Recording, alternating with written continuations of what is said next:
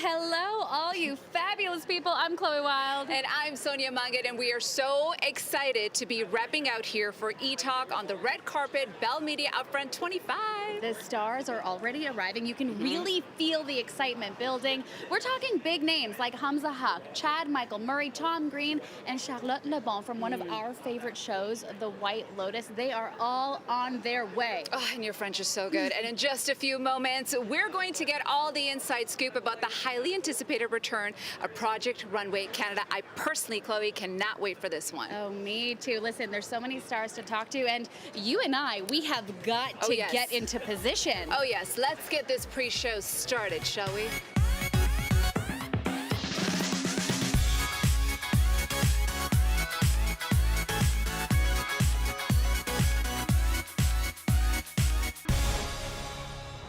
Well, this man needs no introduction. The one and only Tom Green is here. Hello, sir. Hi, hello, Amanda. Hello. Now, listen, Tom Green's family funny farm sounds like a blast. Can you tell me a little bit about how funny things are about to get on Tom Green's farm? It's going to be really funny at the funny farm. I'm having a blast being back in Canada and living on my farm and riding my mule, and we're going to invite some hilarious and amazing comedians and interesting people out to the farm and do a talk show, and just a funny show in the country here in Canada. Now, Tom, we know that you also know a lot of people. You're very well connected, and all I'm asking for, Tom, is just one name.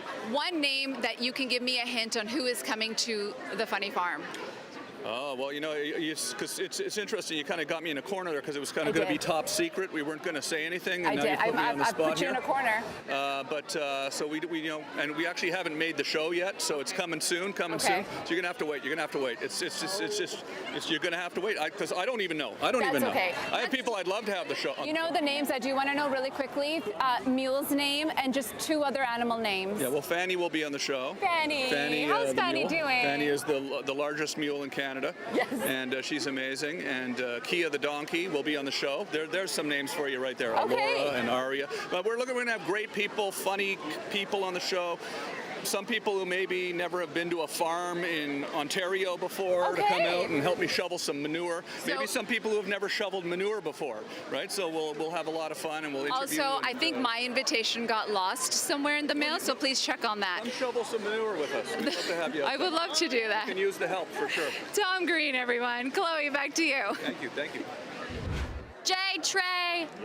My gosh, congratulations on Office Movers. Everyone is so excited for season 2, but we got to talk about how season 1 wrapped up. The Shazam Moving Company was acquired. So what's in store for these TV brothers, Eric and Everett?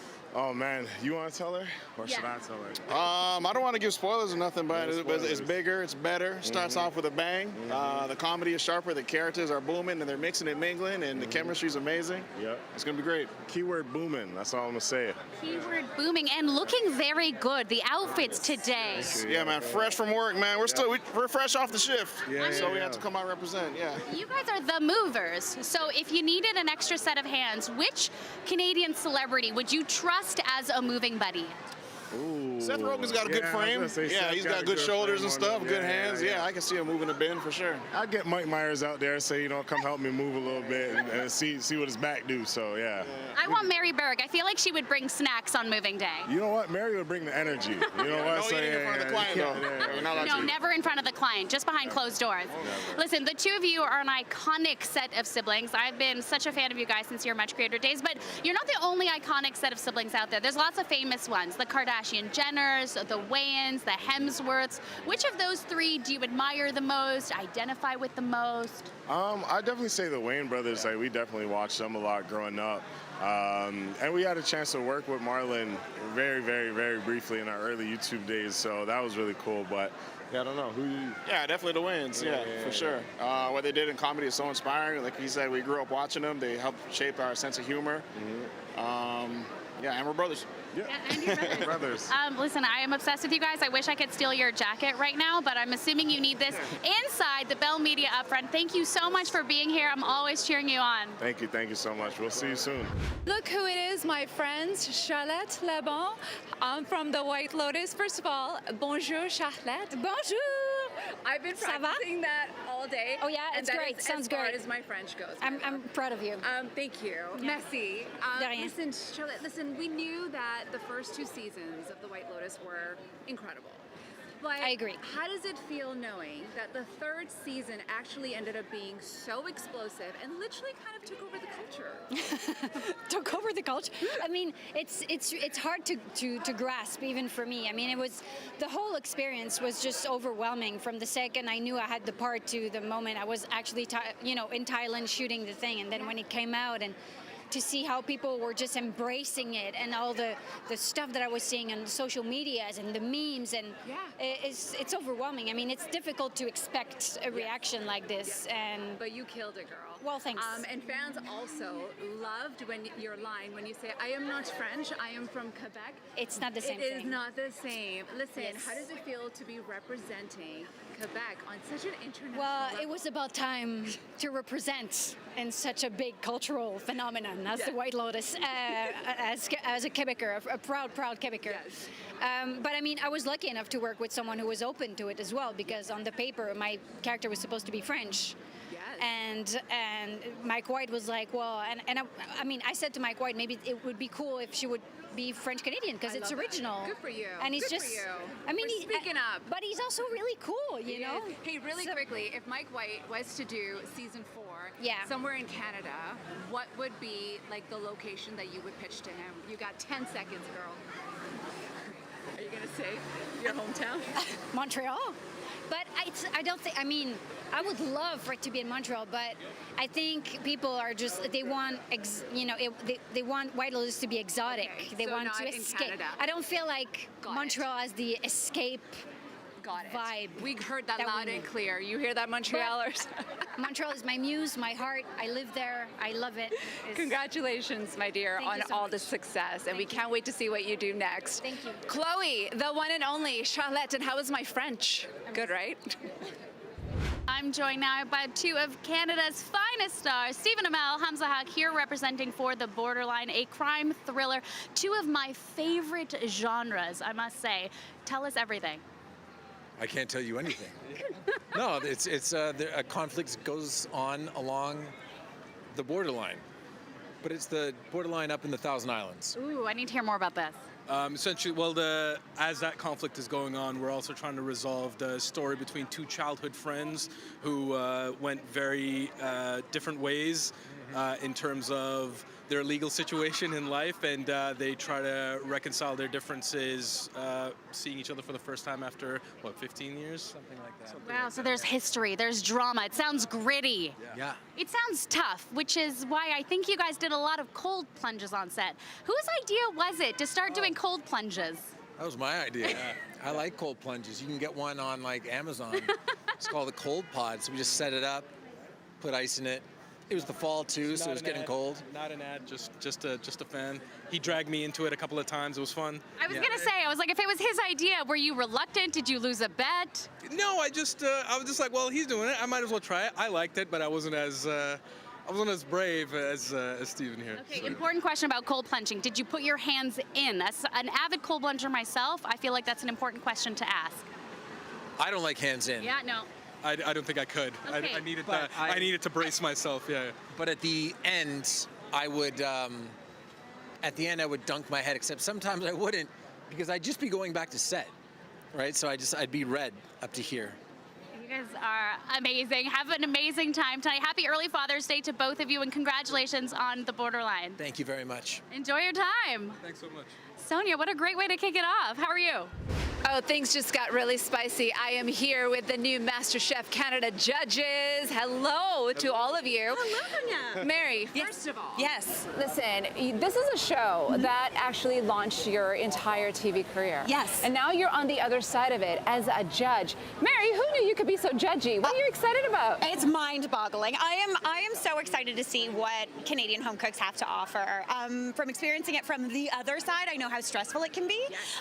But I am so proud of the talent we have. I'm so thrilled to work with these 2 guys. And we're gonna bring it this year. Yeah, Feeling you good. are. Yeah. Hugh, you've done this before, where you've been judgy before. Listen, what advice do you have for the 2 of them as they enter their judgmental era? I mean, I think I'm naturally judgy from birth. Not everyone's that way. But I think you just go with the flow and speak and be honest and give criticism, but be supportive. Okay. It's the time to be supportive in the world. So support. That's a very well said. Craig, now here's the question. What are you hoping and how are you hoping that people are going to really spice things up in this show?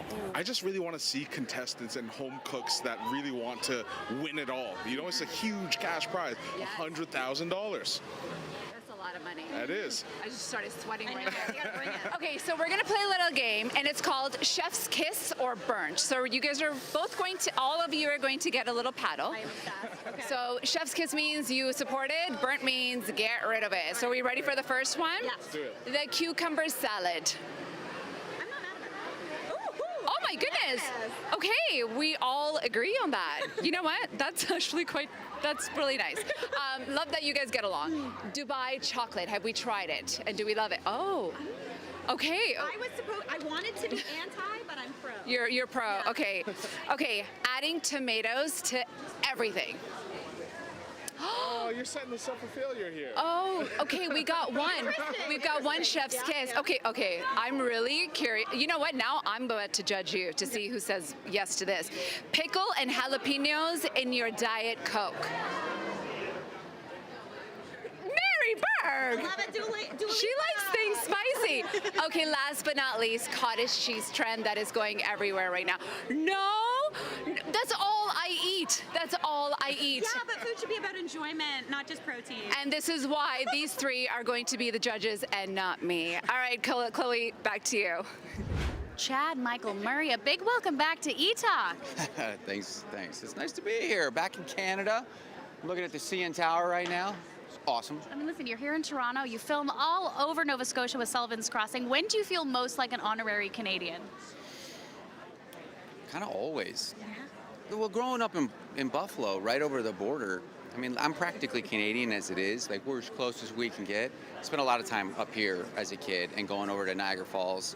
But, yeah, Nova Scotia obviously has a big place in my heart because of the show. And being there for coming up on 4 years now. Wow.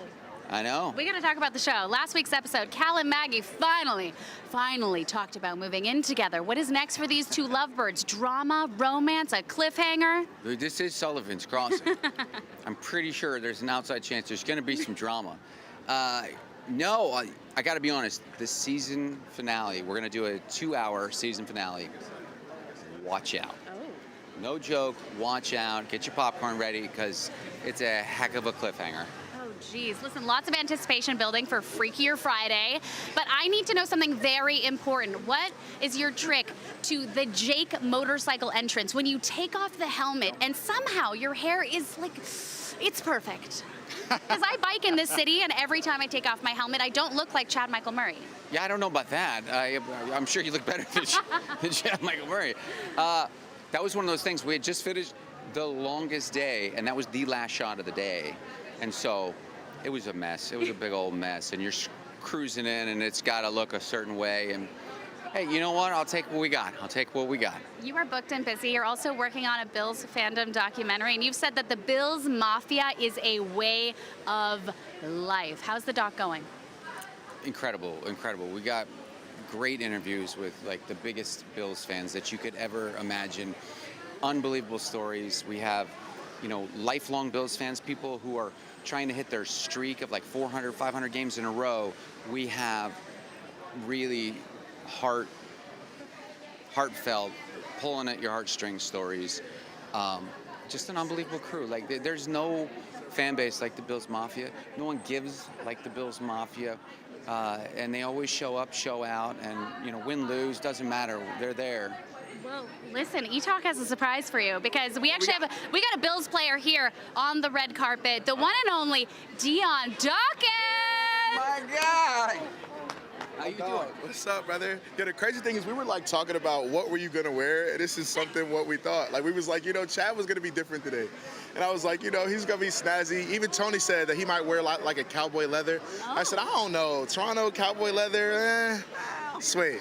Hey man, I'm just missing the Tims. Facts. I missed the Tims. And a little scarfy thing. My little scarfy thing. A little scarfy. Although I did have a Bills hat right here hooked on. We decided to, you know, at the last minute, it was like, all right, well, it didn't clean me up. I mean, you both look very cleaned up. Listen, it's This guy no always looks secret. good. He's a huge Bills fan, but I want to talk about Bills Mafia for a second, Dion. Yeah. Specifically, the very loud, the very proud Canadian cheering section. What do you love most about your fans? I think that the fans, well, I think the best part about the fans is that they're open to welcoming the person to the fan. Like, they connect that bridge that lets it be like, we're not really fans, we're like family. And I have such a personal relationship with the fans that it's just like an iconic place to play football, and the fans love us. And I can only be thankful for being able to play football at a place like Buffalo, because, you know, I came from Temple. The fans is drastically different, and the fans here make you want to play football the right way. Oh, I love that. Well, listen, you have Canadian fans, and there's more Canadian fans inside the Upfront, so get out of here, have a great time, and thank you for being here. Always. Oh my gosh. Oh, Sonia, my heart. They say don't pick your favorite child, but I'm about to do that because this is a show that I am so excited about. Project Runway Canada judges are here. Congratulations to all of you, first of all. Jeanne, I have to start with you. You are such an incredible legend, somebody who has championed for Canadian fashion industry, I feel like as far as we can go. How exciting is it for you to return to this and do what you love to do most? No words, really. You know, at this age and stage of life, to be called by Bell Media to do a show like Project Runway, knowing that Coco was going to be hosting it. Come on. And then look who we've got here. Yes. You know, the brightest star on the scene. It's incredible that it's happening, but very timely, I think, too, because never have we felt more Canadian. I agree with you. Now, Coco, you have done something very, very similar to this, but in a different franchise. What are you hoping people will see, and how do you think that Canadians are going to stand out different from all the other franchises? Well, like we mentioned, it's a perfect timing. Yep. But also I think that as Canadians, people always ask me, like, what is it about Canadian models, Canadian designers that are so different? And we always get that joke, we're so nice. Yes, yes, yes, we're so nice. However, at the end of the day, there's something about the spirit of, if I don't do it, if I don't commit to this and be really good at it, they will find it somewhere else. Yes. And I kind of think that's in TV, that's in media, that's in entertainment. If I am not good enough in Canada, they will walk somewhere else and So find we have to find them here. So we have to find them here, but also they are here. They are and here. I don't think we've showcased it enough. We talk about it a lot, but we have not showcased it. So today's the day where we're going to do that. We're going to do it. Now, Spencer, I love your story because you were actually on the other side as well, where you were a student also competing. You won something to launch your career. How does it feel now to be on the other side where you get to launch somebody else's career? Yeah, it's really exciting. It's obviously a lot of pressure, but you know, I'm really glad to be amongst, you know, these two amazing people. Okay. Okay, so we're going to play a really quick game. Bring in the paddles. Yes, yes, yes. Because if anyone knows what's in and out, it's the three of you. So really quickly. If we don't agree, That's okay. Rapid fire. I want your answer really quickly. Matching sets. In? Okay, we all agree. We looked at the cool designer. We were like, what did Here's he one. say? Butter yellow. Wait. Butter yellow color. Yellow. Oh, okay. It depends. It doesn't go with my skin tone. How about polka dots? In, always in. Barrel leg jeans. I was wearing them this morning. Careful how you answer really that. in right now. Yes, they are. Okay. Tiny sunnies. No. Skirt on jeans. Skirt on jeans? Yes, on top of jeans. I don't even know what you're saying. It's a thing right now. And this is where they lost me. Listen, congratulations to all three of you. Thank you so much. Sonia, that was a ton of fun. Hope you all enjoyed that. And be sure to watch Etalk tomorrow for more highlights at 7 p.m. on CTV. Well, that is it for us. The big show's about to begin, so buckle your seatbelts.